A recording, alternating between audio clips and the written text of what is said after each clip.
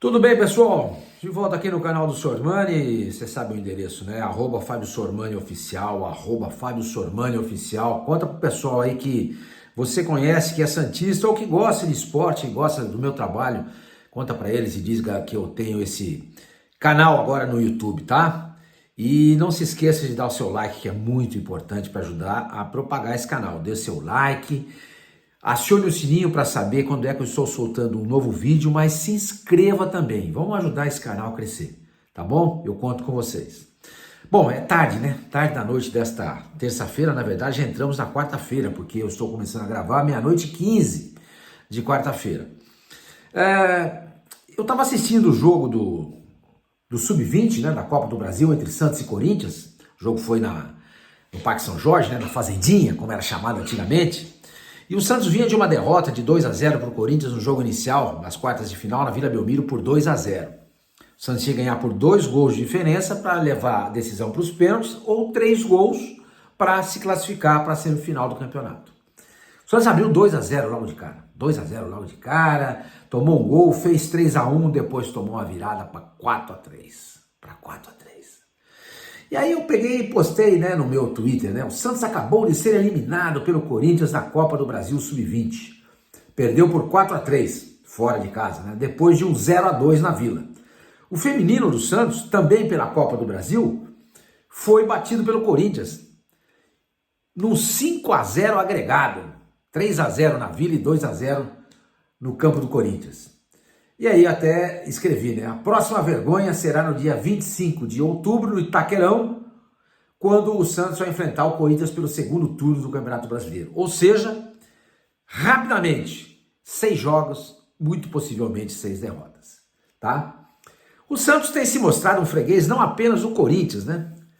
Nos confrontos entre as equipes do estado de São Paulo, né? Nos clássicos contra os grandes de São Paulo, né? E tem sido assim contra o Corinthians, tem sido assim contra o Palmeiras, tem sido assim também contra o São Paulo, tá?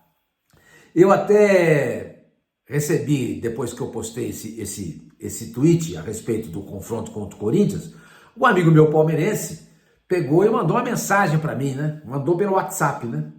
E disse ele, opa, peraí, vocês são mais fregueses da gente do que do Corinthians.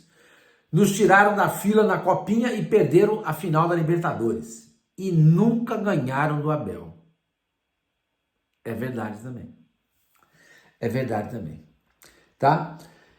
Aí, o que aconteceu? Eu falei, caramba, eu recebi isso aí, conversando com o pessoal pelo WhatsApp, né?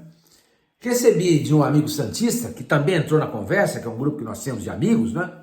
Uns santistas, outros são paulinos, outros corintianos, outros palmeirenses, tem flamenguista também, tem torcedor do Cruzeiro. E esse amigo santista entrou também na conversa e falou o seguinte, nunca vi o Santos assim, nem na época da fila, quando o Santos ficou aí 18 anos sem ganhar um título. A diferença ficou gigante em tudo, disse esse meu amigo santista. Na fila, o Santos ganhava muito na Vila Belmiro, e apanhava fora. Agora só apanha. Ninguém teme mais o Santos. Triste realidade, não é mesmo? Aí o que eu fiz? Eu fui dar uma olhada no retrospecto do Santos contra Corinthians, São Paulo e Palmeiras, desde que o Rueda assumiu o Santos. Ou seja, essa situação se acentua, ou seja, ela ganha proporção nesta administração do Andrés Rueda, que é catastrófica, cadavérica, apocalíptica. Ele é um homem funesto, né? Ele atrai tudo que é de ruim, né? Tudo. Vocês viram o que aconteceu agora? A Blaze, que está patrocinando o Santos, um patrocínio bom de 45 milhões. 5 milhões ele deu de comissão para o pai do Neymar, que intermediou o negócio. Nada de errado com isso. Sobraram 40 milhões para o Santos, 40 milhões e meio, né? De reais para o Santos, mas o Ministério Público resolveu suspender a Blaze. E aí, como é que vai fazer? Vai pagar que jeito? Não sei. Vamos aguardar as cenas dos próximos capítulos. Mas eu estou dizendo isso para mostrar para vocês como esse Rueda é um cara azarado. Tudo de ruim acontece com ele. Ele contratou o Falcão, vocês viram o que aconteceu? Falcão teve que pedir demissão do Santos por conta de importunação sexual a uma funcionária do hotel onde ele vivia. E as coisas acontecem, vão acontecendo, se acumulando, porque esse homem realmente, ele é agourento.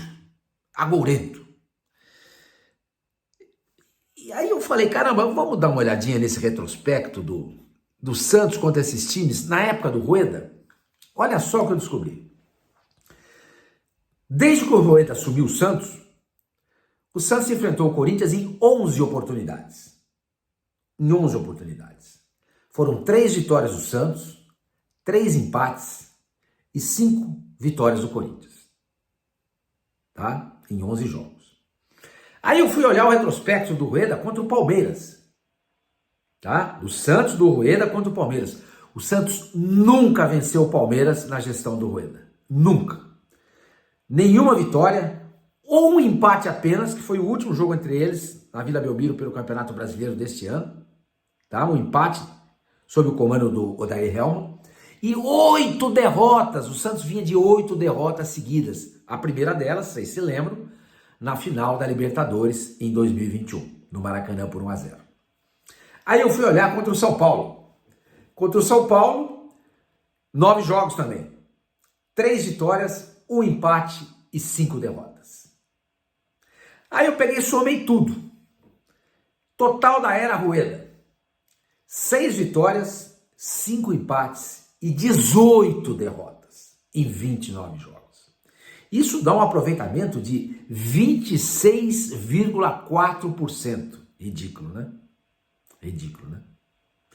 A última vitória do Santos em clássicos, nessa gestão apocalíptica do Rueda, aconteceu no dia 22 de agosto do ano passado, ou seja, há mais de um ano. Quando o Santos venceu na Vila Belmiro, na estreia do Soteldo, o São Paulo por 1-0, o gol do Lucas Braga de cabeça. De lá para cá foram 8 jogos, com 2 vitórias, 2 empates e 6 derrotas. E o aproveitamento de lá para cá é de 8,3%. Aí eu peguei e postei um tweet dizendo o seguinte: gente, nós não temos condições de seguir do jeito que estamos, tá? Aí eu propus o seguinte: santista, anule o voto nas eleições do final do ano. Mostre que você não quer ninguém. Que você não quer o Rueda continuando, que você não quer Marcelo Teixeira, que você não quer Milton Teixeira Júnior, que você não quer Ricardo Agostinho, seja lá quem for, porque infelizmente essas pessoas fazem parte da Belmirolândia, tá? Que é a terra das pessoas que vivem no mundo do faz de conta. Vivem no mundo da lua, achando que o Santos, porque um dia teve o Pelé, porque um dia foi campeão do mundo, porque um dia foi campeão da Libertadores, porque não existe mais esse Santos. O Santos está ficando para trás. Lamentavelmente. Porque essas pessoas não se aperceberam ainda que para o Santos sair de onde ele está, ele precisa crescer. Ele precisa se ramificar novamente, como aconteceu na época do Pelé. O Santos naquela época, já contei para vocês aqui, já disse várias vezes, o Santos era um time pequeno do litoral de São Paulo. O Pelé chega e transforma o Santos no maior time de todos os tempos. Só que o Pelé parou. Aí veio o Robinho, pô, demais. Veio o Neymar, pá, legal. E agora? Veio o Rodrigo, ficou pouco tempo. Ficou aí 1 ano e pouquinho. Nunca levantou um título de campeão com o Santos, ao contrário do Neymar, do Robinho e do próprio Pelé, que fez o Santos o que o Santos é hoje. Por que não fica? Porque não tem condições de competir com o mercado europeu. Até aí tudo bem. O pior é você não conseguir competir internamente. O Santos não consegue competir internamente, por quê? Porque o Santos está se apequenando. Por quê? Por conta da mentalidade desse pessoal que vive no mundo da lua, ou seja, na Belmirolândia. Então, voltando ao que eu estava dizendo, eu propus nesse meu tweet anular o voto nas eleições. E vamos levantar uma hashtag. Santos, voto nulo. Não queremos mais. A única salvação para o Santos, na minha opinião, é a SAF. A única salvação. Mas é claro que você não vai vender para o Zé da esquina, só porque ele tem dinheiro. Você tem que saber para quem você está vendendo. Tá? Você tem que saber para quem você está vendendo. Para que essa SAF chegue no Santos e transforme o Santos num time novamente competitivo e de presença firme, acentuada no cenário do futebol, pelo menos sul-americano. Pelo menos sul-americano, porque o Mundial é difícil agora, com o dinheiro europeu, etc e tal, jogadores tudo indo para lá, é muito complicado. Mas que ele volte a ser protagonista na América do Sul. No mínimo isso. O Santos tem história, coisa que muita gente, que muito time não tem. A história do Santos é riquíssima. Então você tem que procurar uma SAF que vá transformar o Santos de novo nesse time que um dia encantou o mundo. Por isso você não pode vender para o primeiro cara que aparece. Você tem que analisar. Você tem que formar uma comissão ou contratar uma empresa, alguma coisa, que venha olhar essa SAF e vai dizer, ó, esses caras são da pesada. Pode vender que é quente. Entendeu? Muita gente diz o seguinte, senhor Armani, mas a SAF não foi solução para o Cruzeiro, não está sendo solução para o Cruzeiro, nem para o Vasco, nem para o Figueirense, nem para não sei... Ó, gente, é o seguinte, o Ronaldo Fenômeno pegou o Cruzeiro, transformou o Cruzeiro numa SAF na Série B. Ele devolveu para a Série A. Fazia 3 anos que o Cruzeiro tentava voltar para a Série A e não conseguia.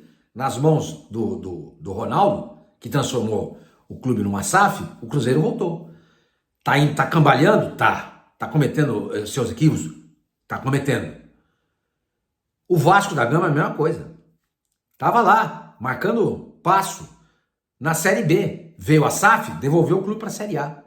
Tá numa situação difícil? Tá. Na Série A. Pode voltar o Cruzeiro e o Vasco para a Série B? Pode, claro que pode. O que vocês têm que entender é o seguinte, que a SAF não resolve todos os problemas da noite para o dia. A dívida do Cruzeiro era mais de 1 bilhão. A do Vasco chega perto disso. Você não resolve isso da noite para o dia. Ninguém vai fazer um aporte de 1 bilhão.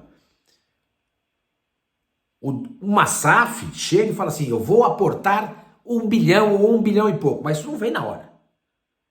Isso vem com o passar do tempo. E aos pouquinhos, a SAF vai transformando o time, o clube, novamente numa instituição competitiva. A SAF também não é garantia nenhuma de que você vai estar sempre em evidência lá em cima. Suponhamos que todos os 20 clubes da Série A do Campeonato Brasileiro fossem SAF. 4 vão ser rebaixados. Aí você vai falar que a SAF não funciona? Não. Claro que não. Eu proponho e peço, clamo, sonho com uma SAF, volto a dizer porque eu não confio em ninguém da Belmirolândia. Lamentavelmente não tem nenhuma cabeça pensante no Santos que possa tirar o Santos dessa situação. O discurso que você vê de fulano, cicrano e beltrano são todos medíocres. Tudo mais do mesmo. O Santos precisa de outra coisa, gente. O Santos precisa dar um passo gigante em direção ao futuro. Por exemplo, construir um estádio. Não tem cabimento o Santos ter 11 mil pessoas de média. Não chega a isso. Quase isso. E faturar 4 vezes menos do que seus concorrentes. Não tem cabimento. Como é que você vai competir? Você não consegue, você não tem grana. E o dinheiro é tudo no futebol de hoje. Antigamente era menos. Hoje não tem jeito. Você precisa dele para ser competitivo. Por isso o Santos tem que ter um estádio grande para 30 mil pessoas. Só que não sai do papel. Não sai do papel. Já faz quase 2 anos que isso está acontecendo. Quase 2 anos não, mais do que isso. Porque quando o Pérez saiu, o Rueda já está 2 anos e meio. O Pérez saiu, deixou tudo engatilhado com a W Torre. E nada acontece, gente. Nada acontece. Até quando o Santos vai jogar nesse campinho que um dia foi o santuário do futebol? Porque lá jogou o Pelé, mas hoje não dá mais. Não dá mais, gente. O Santos não pode ficar olhando para o passado o tempo inteiro e achando que o passado vai resolver os problemas dele. Não vai resolver. A Vila Belmiro é passado. Os títulos fazem parte do passado. O Santos precisa voltar a ser competitivo. Mas com a mentalidade desses caras que estão lá, Celso Jatene como presidente do Conselho Deliberativo, Andrés Rueda e todos esses candidatos que lá estão, não vai mudar nada, gente. Não vai mudar nada. O Grupo City pegou o Bahia, esteve no Santos. Ah, mas o Bahia também tá mal, senhor Mani. Pode ser rebaixado? Pode. Pode. Mas há um fio, há uma nesga de esperança para o Bahia ser hoje o que ele foi no passado, quando foi 2 vezes campeão brasileiro. Foi o primeiro campeão brasileiro, foi o Bahia. Em 1959, tem o título do Atlético de 37. Isso é outra discussão. Isso é outra discussão. Então, gente, é preciso dar um passo em direção ao futuro. Tá? O desempenho do Santos com Andrés Rueda é desempenho de time medíocre, de time pequeno. Ninguém mais teme o Santos. Ninguém mais. Quando eles olham para a tabela e observam que o jogo é contra o Santos, o cara vai lá e computa 3 pontos no Excel dele. Porque o Santos é isso aí hoje. Entendeu? Então, sinceramente, eu acho que tem que ter um movimento forte por parte dos associados, do sócio-torcedor e dos santistas no sentido de que o Santos se transforme numa SAF rapidamente. É a minha opinião. Não é a sua? Deixa um comentário aqui nesse vídeo aqui no YouTube, tá bom? A gente se vê.